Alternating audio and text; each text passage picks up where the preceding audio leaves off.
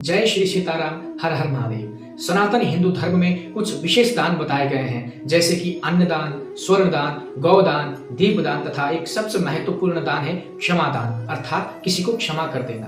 तो आज इस वीडियो में हम यह बात करेंगे कि कौन क्षमा दान देने योग्य है, अर्थात कि किसे माफ किया जाना चाहिए और किसे नहीं। तो इस संदर्भ में हम देखते हैं महाभारत।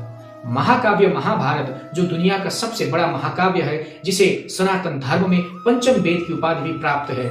उस महाभारत के वन पर्व में पांडवों के 12 वर्षीय वनवास के समय उनके द्वारा भोगे गए अनेक कष्टों का वर्णन है। महाभारत में पांडवों द्वारा कौरवों के साथ खेले गए जुए में युधिष्ठिर जी के हार जाने के बाद सभी पांडवों को 12 वर्ष के वनवास एवं 1 वर्ष का गुप्तवास पर जाना पड़ा था। वनवास काल में उन्हें तरह तरह की परेशानियां झेलनी पड़ी थी। युधिष्ठिर जी के चारों भाई और द्रौपदी जी को यह महसूस होता था कि उनकी दुख की स्थिति के लिए युधिष्ठिर जी ही पूर्णतः उत्तरदायी हैं। वे इस तथ्य का प्रत्यक्ष तथा अप्रत्यक्ष रूप से उल्लेख यदा कदा युधिष्ठिर जी के सामने कर लेते थे। इस मामले में द्रौपदी जी सबसे अधिक रुष्ट थीं।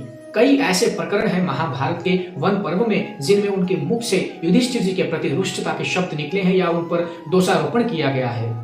वन पर्व के 28वें अध्याय में एक प्रसंग वर्णित है, जिसमें द्रौपदी जी युधिष्ठिर जी को प्रेरित करती हैं कि वह कौरवों को उनकी करतूतों के लिए सजा दें। कौरवों की बार बार की धोखाधड़ी को वह क्षमा न करें। युधिष्ठिर जी की अति सत्यवादिता, उदारता तथा क्षमाशीलता को द्रौपदी जी अनुचित मानती थी। वह युधिष्ठिर जी को यह समझाने का प्रयास करती थी कि हर किसी को क्षमा नहीं किया जाना चाहिए, उस व्यक्ति को तो कतई नहीं जो जानबूझकर धोखा देता हो या अपराध करता हो।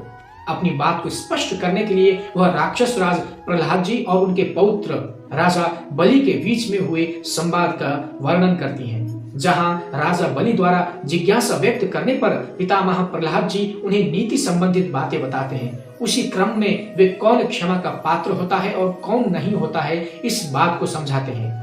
तत्संबंधी बातें उस वन पर्व के 28वें अध्याय के 4 श्लोकों में वर्णित है, अर्थात श्लोक 27 से लेकर 30वें श्लोक तक स्पष्ट की गई है कि अनजाने में सोच विचार किए बिना जिन्होंने अपराध किया हो, उनका अपराध क्षमा किया जाना चाहिए, क्योंकि हर मौके या स्थान पर मनुष्य की समझदारी उसका साथ दे ऐसा नहीं हो सकता।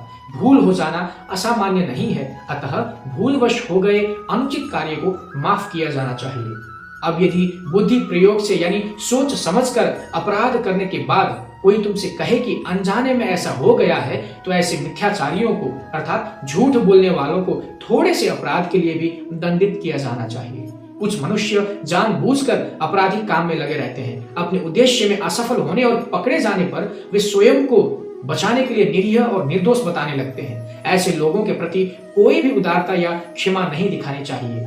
साथ ही सभी मनुष्यों व प्राणियों का एक अपराध क्षमा कर देना चाहिए, किंतु दूसरी बार अनुचित कर्म किए जाने पर उसको अवश्य दंडित करना चाहिए। भूल दोबारा तिबारा भी हो सकती है और तदनुसार आरोपी अपने को निर्दोष बताए तो उसका ऐसा करना स्वाभाविक ही होगा। ऐसे अवसरों पर अपराध की बारीकी से छानबीन की जानी चाहिए और अगर यह सिद्ध हो जाए कि भूल से अनुचित कार्य हो गया है तो उस व्यक्ति को माफ कर देना चाहिए। वस्तुतः सभी सभ्य समाजों की न्यायिक व्यवस्था इसी नीति पर टिकी है। अतः महाभारत के इन नीतिपूर्ण वचनों में अपराधी को माफ न करने की बातें कही गई हैं। यह भी स्पष्ट किया गया है कि किसी को दंडित करने से पूर्व यह सुनिश्चित किया जाना चाहिए कि आरोपी ने जानबूझकर अनुचित कार्य किया है या उससे भूल हो गई है। इस उद्देश्य के लिए समुचित छानबीन की व्यवस्था होनी चाहिए और अपराधी ही दंडित हो, निर्दोष को दंड न दिया जाना चाहिए।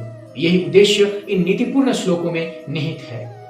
जय श्री कृष्ण। हर हर महादेव। नमः चंडिकाय।